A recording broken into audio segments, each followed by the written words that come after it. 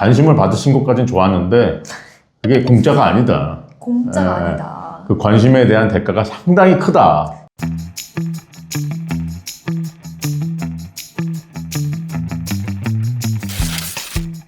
안녕하세요, 안녕하세요. 변호사님. 다들 어렸을 때 장난 전화 많이 해보셨죠?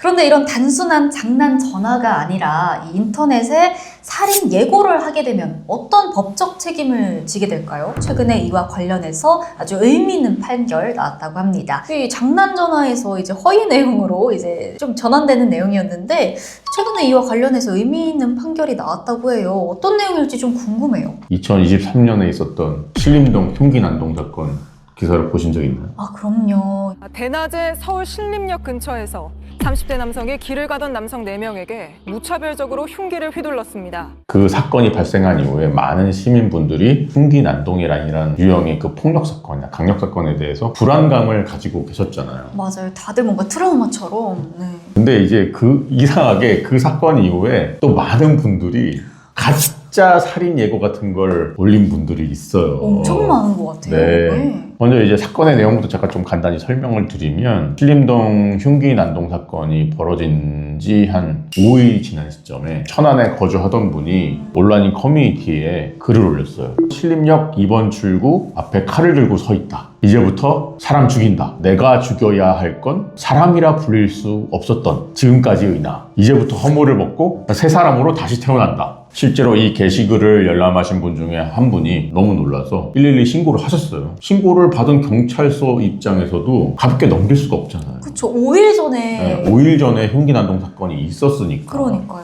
관악경찰서 경찰관 18명이 신림역 일대를 쥐잡듯이 수색을 했죠. 그 주변에 CCTV도 다 열람하고. 아, 근데 이 살인 예고 아까도 말씀드렸다시피 새빨간 거짓말이었죠. 이렇게 가짜 살인 예고를 했을 때 법적 책임을 좀 질 수 있을까요? 그럼요. 형사적인 책임, 민사적인 책임 모두 질 수 있습니다. 형사, 민사 모두 져야 된다는 거죠. 맞습니다. 어떻게 형사적인 책임을 지는지부터 한번 살펴보고 싶습니다. 예, 법원에서 인정한 죄는 협박죄와 위계 공무집행 방해죄거든요. 형법제 283조 협박, 사람을 협박한 자는 3년 이하의 징역, 500만 원 이하의 벌금 구류 또는 과료에 처한다. 형법 제137조 위계로서 공무원의 직무 집행을 방해한 자는 5년 이하의 징역 또는 1천만 원 이하의 벌금에 처한다. 협박죄, 이게 좀 사실 특정을 한 건 아니잖아요. 대상이 특정되지 않았는데 어떻게 협박죄가 성립되나요? 예리해. 예리해. 검찰에서 기소할 때는 112 신고한 사람뿐만 아니라 불특정 다수의 열람인 모두를 이제 피해자로 특정해서 기소를 했는데 법원에서는 이제 소장님이 제기한 문제처럼 이제 특정된 게 없다. 다만 112 신고한 사람에 대해서는 확실히 협박을 한 거니까 겁을 먹었잖아요. 그쵸. 112 신고한 사람을 피해자로 특정해서 협박죄를 유죄로 인정했죠. 아, 그게 또 그렇게 됐군요. 네. 이제 협박죄에서 협박은 일반적으로 이제 사람으로 하여금 공포심을 일으킬 수 있을 정도의 해악을 고지하는 걸 의미하는데 가짜 살인 예고를 게시한 시점이 신림동 흉기 난동 사건이 발생한 지 5일밖에 지나지 않은 시점. 사람들의 불안감이 되게 고조된 상태였잖아요. 네, 엄청났죠. 제목만으로도 열람자들에게 충분히 공포심을 줄 수가 있고 제목뿐만 아니라 내가 죽여야 할 건 사람이라 불릴 수 없었던 지금까지의 나. 이제부터 허물을 벗고 새 사람으로 다시 태어난다. 라는 내용을 보더라도 그 당시의 상황에 따르면 단순히 장난으로 작성한 걸로 보기는 어렵다는 거죠. 어렵죠, 진짜. 이제 협박죄는 좀 알겠거든요. 위계로서 경찰관의 직무 집행을 방해했다. 통상적인 공무집행 방해는 이제 대부분 취객들이 경찰관 이렇게 많이 때려요. 어머, 어떡해. 너무 고생들 하셔요. 네, 진짜 고생 많이 하세요. 네. 그런 경우에 이제 공무집행 방해로 기소되는 경우가 굉장히 많아요. 근데 이런 사건은 어떻게 좀 적용이 된 건가요? 이제 위계라는 거는 쉽게 말하면 거짓말이라고 보시면 돼요. 거짓말. 거짓말. 예. 그렇게 얘기하니까 또 이해가 쉽네요. 네. 아까 말씀드렸지만 이 가짜 살인 예고를 경찰서에서 믿었고 무려 18명의 경찰관들이 범행을 예방하기 위해서 그 신림역 주변을 이잡듯이 수색을 했고 CCTV를 다 확인했다는 거 아닙니까? 그러니까요. 네. 경찰 공무원의 경비 및 범죄 예방에 관한 직무 집행을 방해했다. 거짓말로. 이 살인 예고로 공무 집행 방해까지 성립한다고 보는 건 좀 너무 같지 않았나 이런 생각이 살짝 드는 분들도 계실 것 같아요. 먼저 이제 경찰 공무원의 이제 업무 역량을 일종의 공적 자원이라고 생각해 볼까요? 무한한 자원일까요? 유한한 자원일까요? 당연히 좀 정해져 있죠.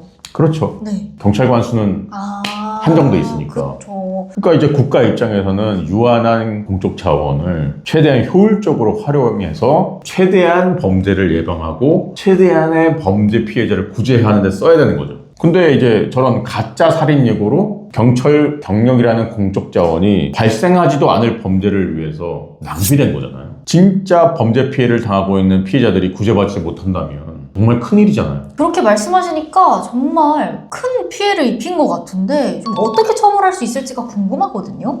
이분은 징역 1년에 집행유예 2년을 선고받으셨어요. 좀 전에 근데 민사적인 책임도 있다고 하셨잖아요. 네. 누구에 대한 민사적 책임이 인정됐는지가 궁금하거든요. 일단 민사소송을 제기한 주체는 국가입니다.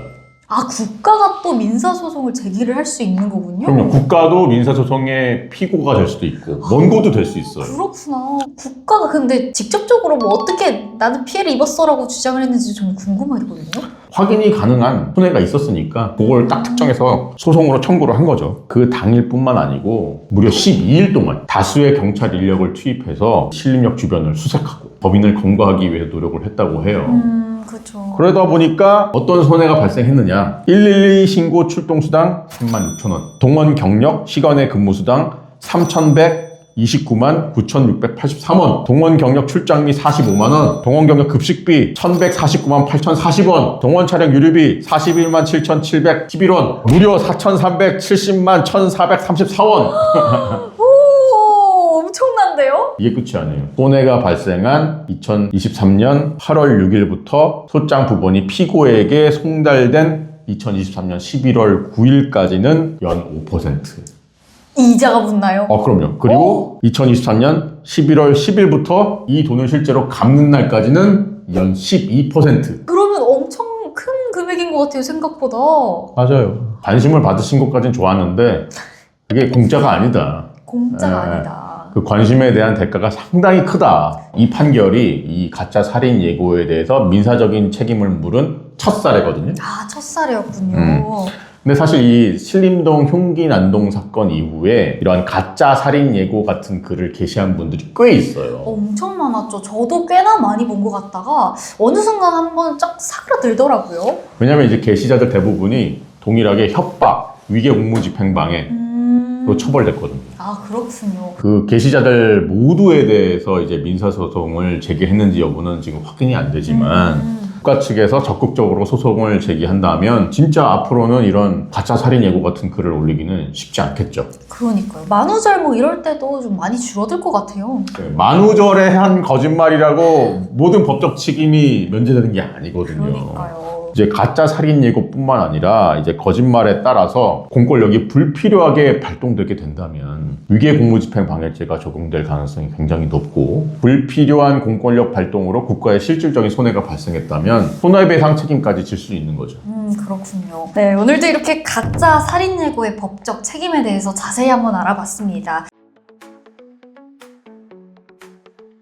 오늘 영상 보신 분들 이 생각이 조금 달라졌을 거라고 좀 예감이 드는데요. 장난 전화나 가짜 살인 예고 그리고 테러 예고 등 만우절이라도 절대 삼가하셔야 된다는 거 꼭 인지하시고 외워야 될 것 같습니다. 장난 전화를 하시더라도 친구들 간에 좀 하시지. 맞아요. 이제 뭐 경찰서나 소방서는 안 하셨으면 좋겠습니다. 입장을 바꿔서 좀 생각하시면 좋을 것 같아요. 내가 만약에 정말 도움이 절실한 상황에서 도움을 받지 못한다고 한다면 이 장난 전화하는 손 그리고 게시글 올리는 이 손 아무래도 내려놓게 될 것 같습니다. 저희는 다음 시간에 더 유익한 내용으로 찾아뵙겠습니다. 그럼 변호사님 인사할까요? 네.